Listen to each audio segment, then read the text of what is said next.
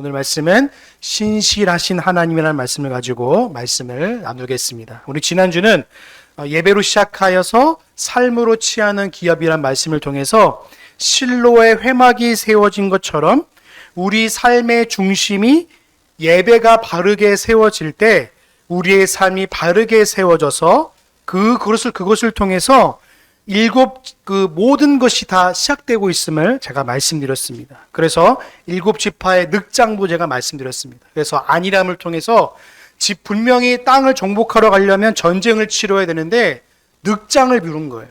그래서 나가기 싫으니까 여호수아가 왜 너희가 거기서 안일하게 있느냐고 말씀을 드렸습니다. 그리고 마지막에 베냐민 지파의 마지막 작은 땅이지만 그 작은 땅, 그 고난의 자리가 오히려 하나님의 성소와 가장 가까운 곳임을 말씀드렸습니다. 그래서 오늘 신실하신 하나님의 말씀을 통해서 이 여러 가지 목록을 통해서 하나님께서 땅의 목록을 여러 가지를 통해서 하나님이 어떻게 신실하게 역사하신지를 말씀을 통해 확인하고자 합니다.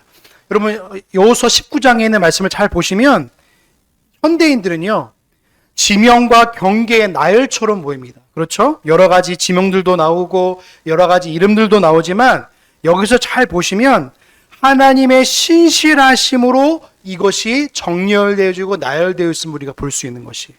그러니까 하나님은 거짓이 없으시기 때문에 입으로 내뱉으신 모든 약속을 역사의 시간 속에서 반드시 물리적으로 실체를 만들어 주시는 분이 바로 우리 하나님인 줄로 믿습니다.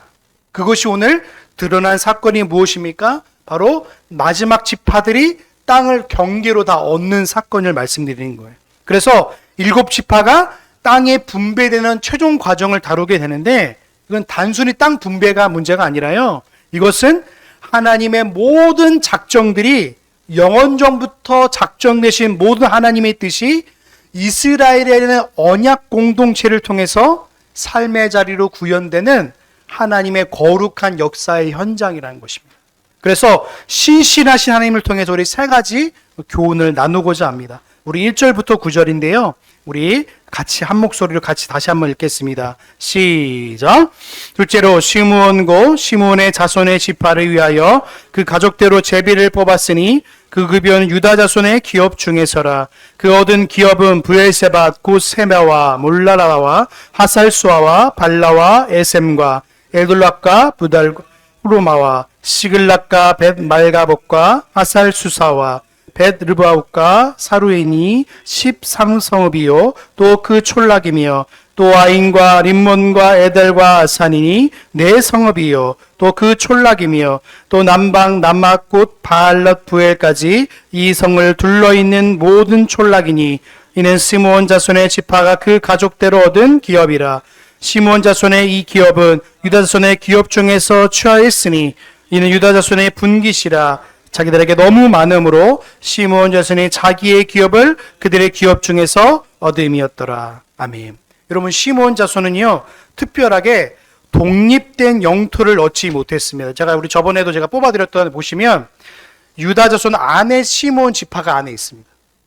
분명히 이유가 있습니다. 왜 그랬을까요? 시므온 지파는요 나중에 보시면 알겠지만 창세기 49장에 있는 말씀이 이루어져 있음을 볼 수 있습니다. 우리 말씀 좀 찾아볼까요? 창세기 49장 5절에서 7절입니다. 네, 우리 같이 읽겠습니다. 시작. 시므온과 레이는 형제여 그들의 칸은 자니알은 기계로다. 네오나 그들의 모의에 상관하지 말지어다. 내 영광아 그들의 집회에 참여하지 말지어다. 그들이 그 분노대로 사람을 죽이고 그 형기대로 소의 발목 힘줄을 끊었음이로다. 그 노염이 혹독하니 저주를 받을 것이요 분기가 맹렬하니 저주를 받을 것이라. 내가 그들의 야곱종에서 나누며 이스라엘 중에 흩으리로다. 아멘. 하나님의 약속이 임했어. 그래서 시므온은요 원체적으로는요 땅을 기업으로 받지 못한 거예요. 그냥 유다 자손에 있는 지파 중에 한 것을 그냥 기업으로 받았을 뿐이지 원체적으로 말하면 땅을 기업으로 받지 못한 겁니다. 왜 그랬을까요? 하나님의 공의로의 심판이었습니다. 여러분 시므온과 레이는요 어떤 짓을 했는지 아시죠? 여러분 디나라는 야곱의 딸인데 어떻게 보면 이 레위와 시므온의 직속에 있는 정말 자기 여동생이거든요. 근데 세겜 족속의 그 족속으로 말미암아 강간을 당하는 사건이 일어납니다. 그러니까 자기 여동생의 강간을 당하니까 여러분 자기 오빠들이 어떤 마음이 들겠어요? 쳐 죽이고 싶잖아요. 그래서 그 세겜 족속으로 가서 우리 이스라엘 자손은 할례를 받아야지만 우리 결혼도 할 수 있고 우리 족속에 임할 수 있다라고 거짓 약속을 합니다. 그래서 세겜 모든 남자들이 할례를 받은 틈을 타서 시므온과 레인이 가서 그 모든 세겜의 족속들을 다 죽여버립니다. 그래서 하나님께서 야곱의 입을 통해서 지금 이 저주의 말씀과 공의의 말씀을 선포하도록 하신 거예요.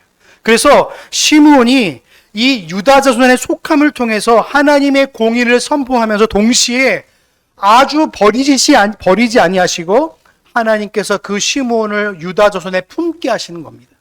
그래서 이것을 보시면 우리 어떤 마음이 듭니까? 하나님의 공의로우신 은혜가 여전히 임하고 있음을 보여주시는 거예요. 하나님은 항상 이스라엘을 심판하시면서 하나님은 회복을 함께 말씀하시는 분이고요. 하나님은 회복을 말씀하시면서 동시에 하나님의 공의로우신 은혜를 말씀하신 분이시라는 거예요. 그래서 여러분 이스라엘의 역사를 보시면 하나님 꼭 말씀하신 것이 있어요.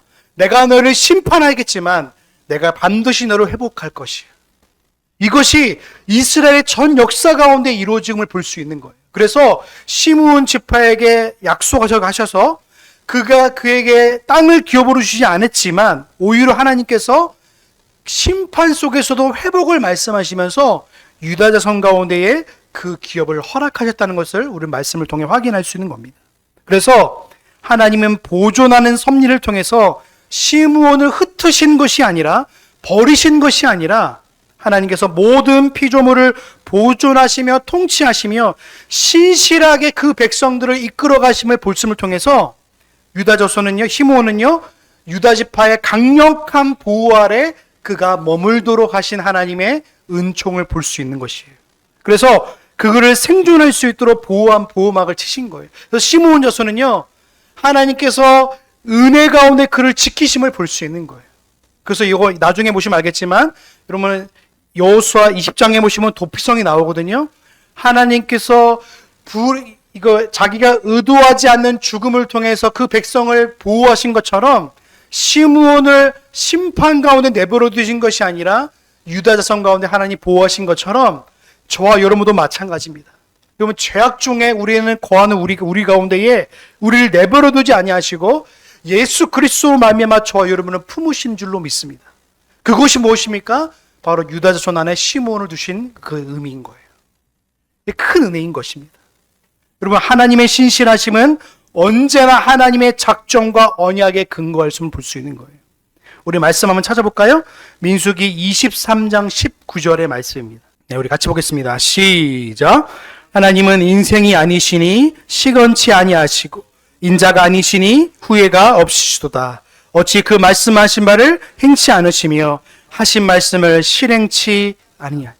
아멘. 하나님은 우리 인생이 아니시기 때문에 함부로 말하지 아니하시고 하나님은 사람이 아니시기 때문에 후회가 없이다고 분명히 말씀하고 있습니다. 그분이 어떤 하나님입니까? 신실하신 하나님이세요. 그러면 신실하시다는 이 표현에는 어떤 의미가 있냐면 거짓이 없으시다는 뜻이 있는 거예요. 다른 말로 말하면 하나님은 진리이십니다. 하나님은 여전하게 하나님의 진리로 계시기 때문에 함부로 말씀하지 않는다는 것을 분명히 말씀하고 있는 거예요. 사람은 어떡하죠? 함부로 말을 하죠. 그래서 그 말을 지키는데 쉽지 않습니다. 그래서 여러분 자녀 교육할 때 굉장히 중요한 게 뭐냐면요, 일구이연하지 않는 거예요. 한 입으로 두 말하지 않는 겁니다. 그래서 자녀들한테 그 약속을 지킴을 통해서 나는 그 약속에서 책임을 지는 부모라는 사실을 말씀한 거 똑같은 거예요. 하나님은 우리를 자녀 삼아 주셨기 때문에 아버지 되신 하나님께서는 한 번도 그 말씀을 함부로 말씀하지 않는 분인 줄로 믿습니다. 그렇기 때문에 우리는 주님의 자녀로서 그 말씀을 따라가기 때문에 그 말씀을 신실하심을 하나님을 믿고 그 신실하신 주의 말씀을 따라가는 자녀인 거예요. 또 말씀 찾아볼까요? 우리 디모데후서 2장 13절입니다. 우리 찾은 줄 알고 우리 같이 보겠습니다. 시작. 우리는 미쁨이 없을지라도 주는 일양 미쁘시니 자기를 부인할 수 없으리라. 아멘. 여기 미쁨이란 말이 뭐냐면 신실하라는 표현입니다. 헬라어로 신실한 말이 뭐냐면 피스토스란 말인데, 이건 다시 말씀드리자면 믿음이란 뜻입니다. 하나님은 미쁘시다, 하나님은 미쁘시다 이렇게 말씀하시잖아요. 이거는 하나님의 믿음직스럽다, 하나님은 변함이 없는 분이시다, 믿음이 있으신 분이다라고 말씀하는 거예요. 그래서 여러분 우리가 잘 알고 있는 직분자들, 항상 우리 재직회나 아니면 항상 할 때 담임 목사님들이 뭐를 말씀하시죠? 맡은 자들에게 구할 것은 뭐라고 말씀하죠?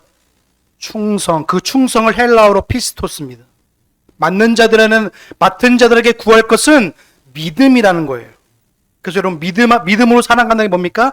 맡은 자들에게 내가 직분자로서 삶을 살아가는 건 뭡니까? 다른 말로 말하면 내가 믿음으로 살겠습니다는 말이에요. 여러분 우리의 삶 속에서 예수 그리스도를, 신실하신 하나님을 날마다 믿고 따라가는 저와 여러분 되시길 주의 이름으로 소망합니다.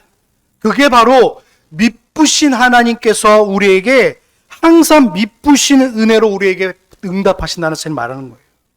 그래서 우리의 신앙은 흔들릴 수 있지만 하나님의 신실하심은요, 우리의 신앙으로 흔들리는 분이 아니에요. 하나님 자신이 자신의 영광과 작정 가운데 자신이 매여 있으시기 때문에 이걸 통해서 성도들을 끊임없이 붙들고 계시고 그들을 인도하고 계시는 거예요. 그래서 우리의 믿음은 항상 어디에 두는 겁니까? 하나님께 두는 거예요. 우리의 믿음은 나에게 두는 순간부터 우리의 믿음은 날마다 흔들리는 거예요. 우리의 믿음은 변함없는 하나님의 신실하심에 둘 때에 우리의 믿음의 굳건한 반석 되신 주님께서 우리의 믿음을 붙들고 계신 줄로 믿습니다. 우리의 믿음이 흔들리지 않는 이유는 뭡니까? 신실하신 하나님께 우리의 믿음을 두기 때문에 그러는 거예요. 많은 직분자들이 믿음이 왜 흔들립니까? 그 믿음을 나에게 두기 때문에 그러는 거예요. 그러니까 믿음이 자꾸만 흔들리는 거예요. 여러분 믿음의 반석 대신 주님께 우리 믿음을 날마다 맡기시길 바랍니다. 직분자들은 날마다 믿음을, 주님 앞에 믿음을 갖고 가져가시는 거예요. 내가 믿는 게 아니라 하나님의 우리를 믿음으로 이끌어 가시기 때문에 우리의 믿음이 존재하는 거예요. 우리의 믿음을 도구로 쓰시기 때문에 하나님께 그 믿음의 도구로 쓰신 주님께서 우리를 신실하심으로 이끌어 가시기 때문에 그 신실하신 하나님을 날마다 바라볼 때에 우리의 믿음이 굳건해지는 줄로 믿습니다. 그래서 시몬 지파에게 믿음의 근원 되신 하나님께서 유다 지파를 통해서 그들 믿음의 신실한 주님을 날마다 따라가도록 유다 지파 안에 두신 이유가 있는 것입니다. 또 말씀 한 번 더 찾아보겠습니다. 시편 36편 5절에서 7절입니다. 우리 같이 보겠습니다. 시작. 여호와여, 주의 인자하심이 하늘에 있고 주의 성실하심이 공중에 사무쳤으며 주의 의는 하나님의 산들과 같고 주의 판단은 큰 바다와 일반이라. 여호와여, 주는 사람과 짐승을 보호하시나이다. 하나님이여, 주의 인자하심이 어찌 그리 보배로우신지요. 인생이 주의 날개 그늘 아래. 아멘. 하나님의 신실하심은 온 우주의 통치에 기초하는 거예요. 그래서 모든 성도들의 분복을 정하시고 경계를 정하시는 것은 무엇입니까? 하나님의 신실하심에 그것이 이루어가고 있는 거예요. 여러분 은혜의 경계에 따라, 제가 저번에도 말씀드렸죠. 여호수아를 제가 강의하면서 여러분의 모든 가정들과 직장과 자녀들의 모든 경계는 하나님의 신실하심을 통해서 그 경계가 매겨지는 거예요. 그래서 내가 아무리 그 자녀들을, 내가 아무리 그 기업들을, 내가 아무리 모든 가정들을 내 스스로 그것들을 통치하고 보존하고 다스린다 할지라도 하나님의 신실하심으로 그걸 인도하지 않으신다면 그것은 하루아침에 무너지는 성과 같은 것입니다. 여러분 파수꾼이 그 성을 아무리 지킨다 할지라도 그 성을 원체적으로 지키시는 하나님의 보호하심이 없으면 그 성은 반드시 무너지는 거예요. 아무리 파수꾼이 나팔을 불어서 아무리 그 성을 지킨다 할지라도 그 성을 하나님께서 날마다 지키지 않으시면 아무 파수꾼의 경영이 허사라고 말씀하시는 것이에요. 그래서 여러분 우리의 인생 속에서 신실하신 하나님을 날마다 따라가는 것은 내 믿음을 주님 앞에 날마다 의탁하는 줄로 믿습니다. 내가 하루하루를 믿음으로 살아가는 게 아니잖아요. 평생을 믿음으로 살아가야 될 줄로 믿습니다.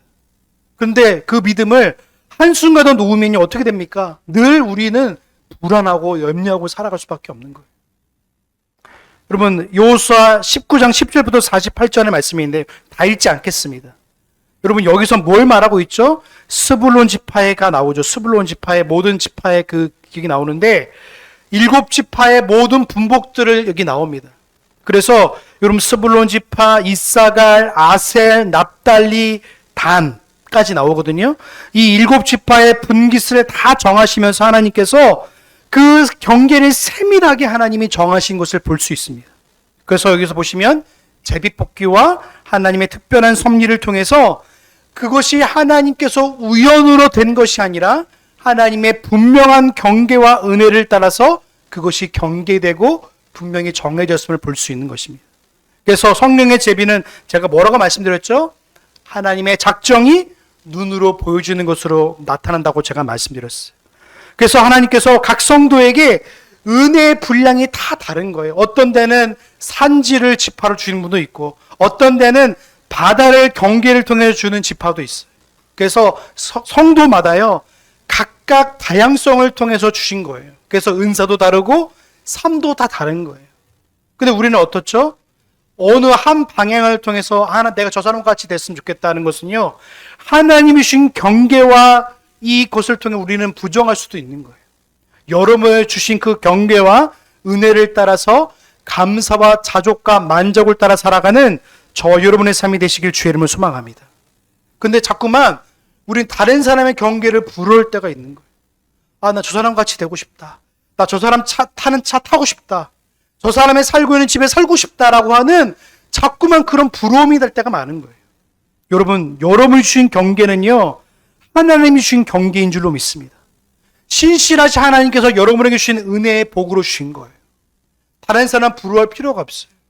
근데 우리는 어떻죠? 자꾸 부러워하는 거예요. 어떤 지파는 해변해 주시고 어떤 지파는 비옥한 평지를 주셨습니다. 이것은 하나님께서 신실하심을 통해서 그에게 주신 은혜의 분복인 거예요.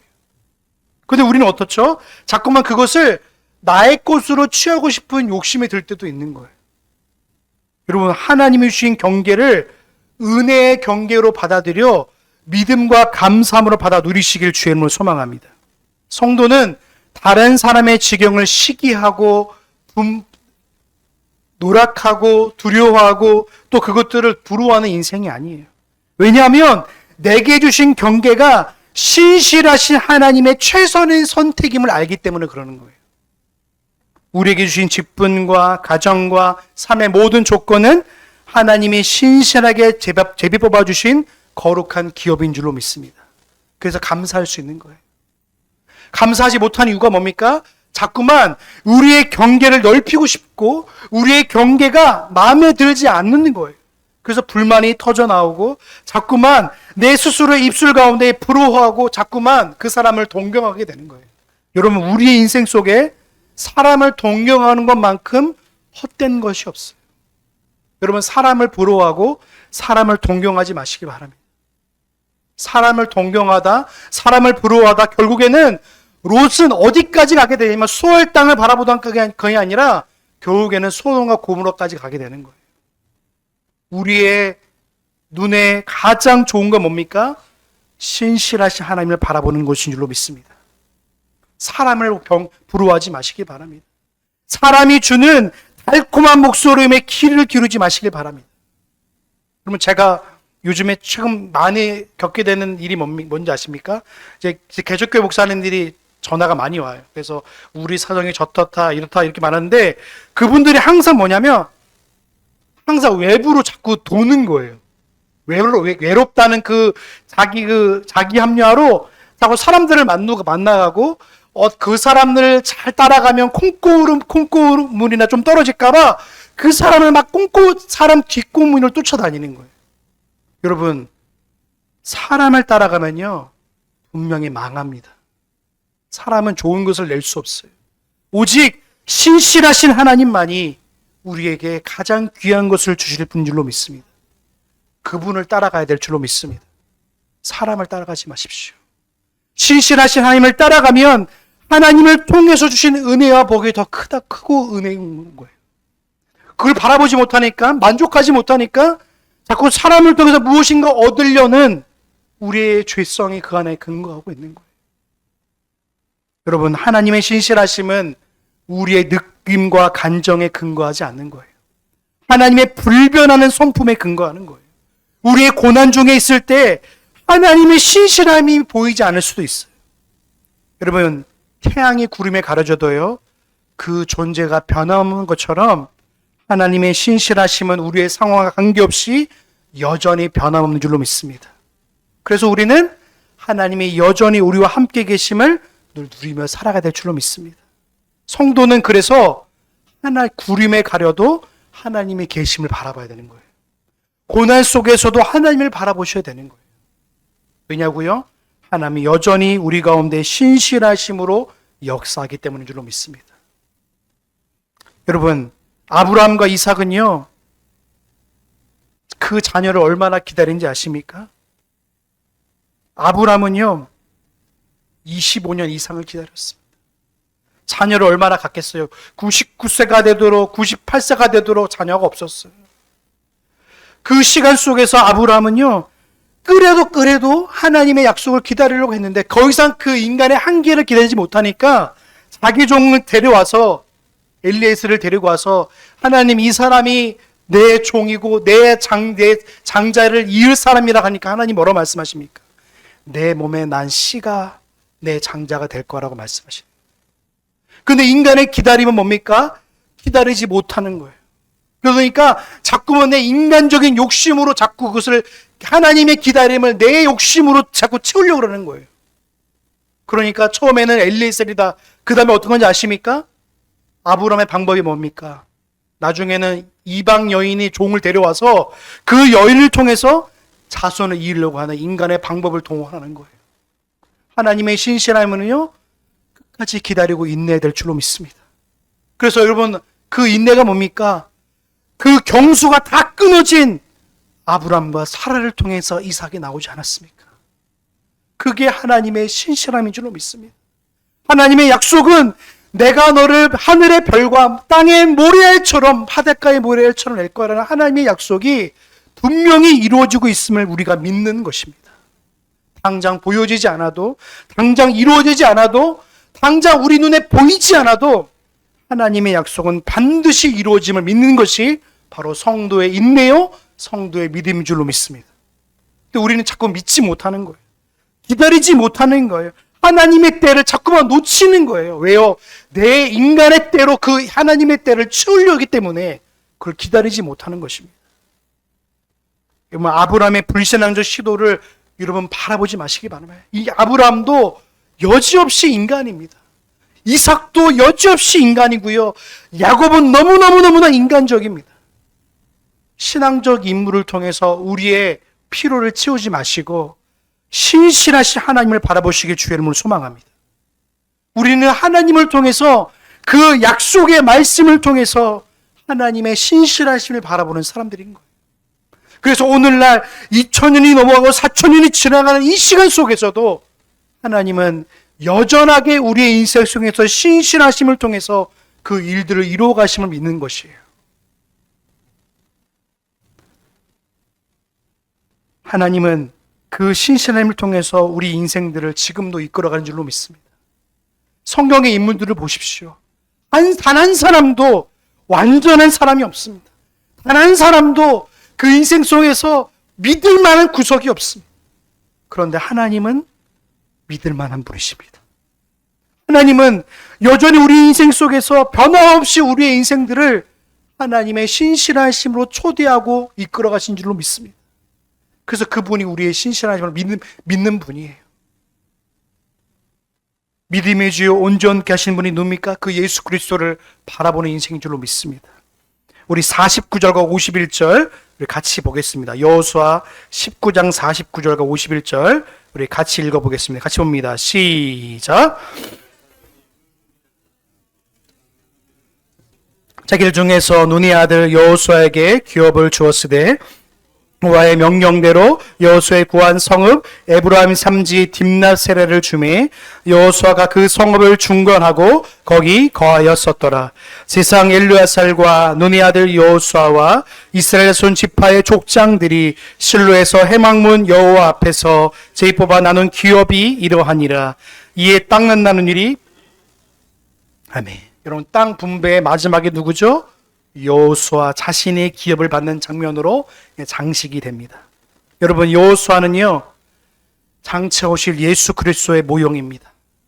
예수님은요, 여호수아는 모든 백성의 기업을 다 받은 후에야 비로소 자신의 기업을 요청했습니다. 이것은 자기를 비워 백성을 먼저 먹이신 예수 그리스도의 성품을 의미합니다. 여러분, 예수님이 우리를 위해서 자신을 낮추시고 순종의 모습을 지금 가르치시는 거예요. 여호수아가 척박한 딥나세라를 선택하고 그곳을 중건한 것은 죄로 황폐해진 우리의 심령에 찾아오셔서 우리를 하늘 기업으로 세우신 그리스도의 신실한 사역을 예표한 것입니다. 하나님의 신실하심은 지도자의 희생과 섬김을 통해서 공동체에 흘러갑니다. 그래서 예수 그리스도의 그 모범을 통해서 그가 자기를 희생하시면서 자기의 모범을 보여주시면서 우리를 먹이시고 입히신 것처럼 오늘 우리 인생 속에서도 하나님의 신실하심을 오늘도 예수 그리스도를 통해 드러내시는 거예요. 여호수아가 맨 마지막에 그 기업을 자기가 딥나세라는요 가장 낡은 땅이에요. 그걸 취하면서 가장 작은 땅을 여호수아가 모면서 예수님께서 우리에게 주신 모범을 보여주신 거예요. 그래서 예표해 주신 거예요. 내가 너에게 가장 좋은 것을 주고 나는 십자가에 달려 돌아감을 통해서 우리가 가장 좋은 것을 주신 예수 그리스도를 예표한 줄로 믿습니다. 여러분, 예수님의 그 신실하심이 오늘 우리 가운데 있는 거예요. 예수님께서 우리를 위해서 그 자신을 신실하심을 통해서 하나님의 모든 말씀을 그가 순종함을 통해서 그가 십자가에 자신을 죽으시고 그 우리를 위해서 십자가의 부활하심을 통해서 하나님의 뜻과 우리의 죄악을 사하여 주셔서 완전하신 하나님 대신 완성한 것처럼 우리의 인생 속에서도 나의 유익보다도 공동체의 유익을 위해 살아가는 저와 여러분 되시길 주의 이름으로 소망합니다. 그게 바로 오늘 여호수아가 우리에게 주신 모범으로서 보여주신 표예요. 여러분, 다윗의 언약이 그리스도의 등불이 오늘 우리에게 영원히 지금 이루어지고 있는 거예요. 연약하고 부족하고 하지만 여호수아를 통해서 나는 하나님께서 그 약속들을 이루어감을 볼 수 있는 거예요. 여러분, 오늘 우리에게 주신 은혜가 뭡니까? 예수 그리스도께서 우리에게 모범을 보여주신 것처럼 여러분 날마다 하나님 앞에서 여러분을 낮추시길 주의 이름으로 소망합니다. 그래서 여러분의 그 낮추신 모습 통해 또 다른 사람이 살아나는 거예요. 여러분이 부인되어지고 여러분이 낮아지면요 또 다른 사람이 살아나는 거예요. 그런데 오늘날 많은 사람들은요 자기를 높이려고 안간힘을 씁니다. 자기의 뜻과 자기의 어떤 생각을 관철시키려 또 다른 사람의 생각을 구부러뜨리면 자기 생각을 쓰려고 하는데요. 여러분, 하나님 나라는요 자기를 비우고 종의 형체를 가진 예수 그리스도를 닮아가지 않으면 절대 하나님 나라가 이루어지지 않는 거예요. 여러분, 교회는요 예수 그리스도가 머리가 되신 교회는 내가 낮아질 때 예수 그리스도의 높아지심이 나타나는 거예요. 예수님의 왕권은 그 머리 대신 교회의 머리 대신 예수님은요 내가 낮아지고 예수님께서 높아질 때에 교회의 완전한 왕권이 통치될 줄로 믿습니다. 오늘 이 49절 51절을 통해서 여호수아의 모습을 통해서 오늘 우리는 무엇을 발견할 수 있습니까? 바로 하나님의 신실하신 모습이 오늘 여기 드러나고 있는 거예요. 자기를 비워서 종의 형체를 가지시고 섬기신 그 예수 그리스도의 모범이 지금 드러나고 있는 겁니다. 여러분, 말씀을 결론을 내리겠습니다. 우리 51절에 보시면 실로에 있는 회막문에서 앞에서 맞춰졌다고 기록하고 있습니다. 여러분, 지상의 가나안 땅 분배가 성도들이 누릴 영원한 하나님 나라의 안식이라고 그림자로 가르쳤습니다. 그러니까 이스라엘이 지도를 펼쳐서 놓을 때에 땅의 경계가 확정됐듯이 하나님 나라는 우리의 기업이 하나님 생명책에 이미 확정해 놓으셨습니다. 그래서 우리는요, 하나님은 이스라엘 경계를 한치 오차 없이 나누신 것처럼 오늘 저와 여러분의 삶의 여정에 마지막의 안식의 자리까지 신실하게 인도할 줄로 믿습니다. 그래서 믿음이 끊임없이 포기되지 않는 이유는 뭡니까? 하나님의 신실하심이 여전히 우리 가운데 있기 때문에 그런 거예요. 여러분, 성도 여러분, 여호와께서 말씀하신 선한 말씀이 하나도 남김없이 다 응하였다는 고백이 오늘 저와 여러분의 고백이 될 줄로 믿습니다. 오늘 저와 여러분의 삶이 비록 시므온처럼 흩어지는 것 같고 여호수아처럼 나중맞는 것 같아도 실망하지 마십시오. 신실하신 하나님은 실로의 해만문 앞에서 하나님의 임재 앞에서 모든 것을 완전하게 하실 것입니다. 이 하나님을 신뢰함을 통해서 이번 한 주도 승리하시길 주의 이름으로 소망합니다. 기도하겠습니다. 사랑 은혜가 풍성하신 하나님 감사합니다. 오늘 이스라엘 백성의 모든 땅들을 마치며 시므온의 모습을 보면서 또 여러 가지 일곱 지파의 모습을 보면서 또 여호수아가 마지막 기업을 주장하면서 말씀을 마쳤습니다. 아버지 하나님, 그 모든 일이 하나님의 신실하심을 통해서 나타난 줄로 믿습니다. 우리 인간의 계획과 인간의 생각은 늘 불완전합니다. 그래서 늘 실패하고 늘 넘어지고 늘 좌로나 우로나 치우칩니다. 그러나 하나님의 말씀은 변함없으시고 하나님의 약속은 영원하여서 오늘도 주님이 우리의 신실하신 하나님이라 믿습니다. 한 주간도 그 신실하신 하나님을 믿고 살아갈 수 있도록 은혜를 더하여 주시옵소서. 모든 것 주님께 의지하오며 우리 영원하신 예수님의 이름으로 감사하며 기도하옵나이다.